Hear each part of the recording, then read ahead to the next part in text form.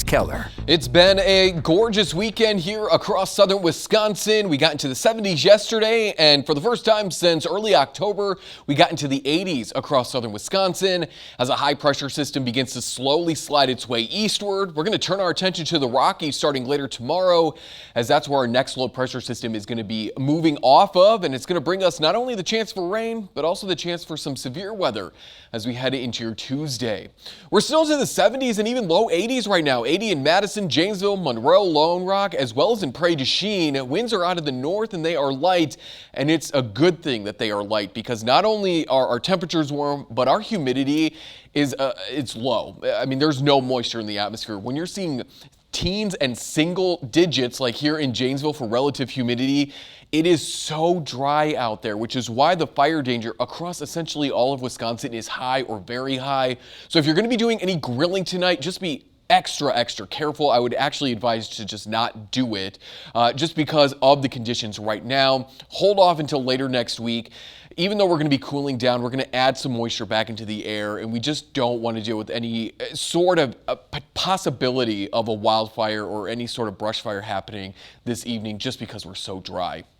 Tomorrow, that low is going to start to move off the Rockies. We're going to watch as clouds move on in throughout the afternoon. Moisture is going to start to return back to southern Wisconsin as this low pressure system continues to slide its way eastward throughout the day Monday, and then by Tuesday afternoon, it's in the plains. We're going to watch as showers and thunderstorms start to develop here across Iowa. They're going to push their way into southern Wisconsin overnight into early Wednesday. And I want to mention that they're going to begin in Iowa because that's where we find the slight and even enhanced risk for severe weather. This is the warm sector of a low pressure system, and this is where ingredients are just slightly better for probably larger hail, a better chance for tornadoes and stronger wind. That's where that enhanced risk is. But based on how this low pressure system is going to move, they're going to slide their way north and eastward. So there is that marginal and even slight risk for severe weather farther south and west. Folks in the yellow, you're going to have a better chance for maybe some of those storms coming out of Iowa to still be a bit stronger, maybe bringing with them some of that larger hail, some stronger wind gusts. And again, we can't rule out an isolated tornado either later Tuesday into your Tuesday night. In fact, let's take Future Track closer to home and kind of bounce it all the way to the start of Tuesday.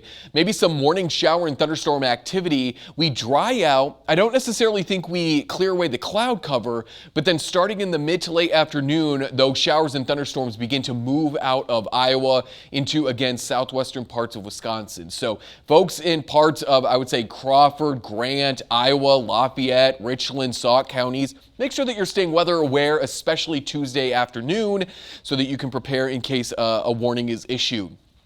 Tree pollen is going to be high once again tomorrow, but with that rain on the way, it's all going to wash out. So that is some good news there. We're looking at the 40s for your evening tonight, and then 40s for the kids heading off to school, 70s by the time they are heading on home. Look at that little butterfly. It's a sulfur something. Petite sulfur butterfly. I was going to say, you're going to come here, show Isn't us it this, cute? and not know what it is. I think butterflies taste through their feet. Their feet? Yeah, I think they get a sense for how the flower tastes. Oh, interesting. Yeah, so that's a cute little butterfly there. Thank you, Jane. There's a look at your 7-day forecast. 70s Monday, 50s by Friday. Overnight lows flirting with freezing Friday night and Saturday night. All right. That's great. Flirting with freezing. Carry on. I don't want that. Okay, well, the Bucks playoff matchup is set. Luke Gamble has you covered on how they clinch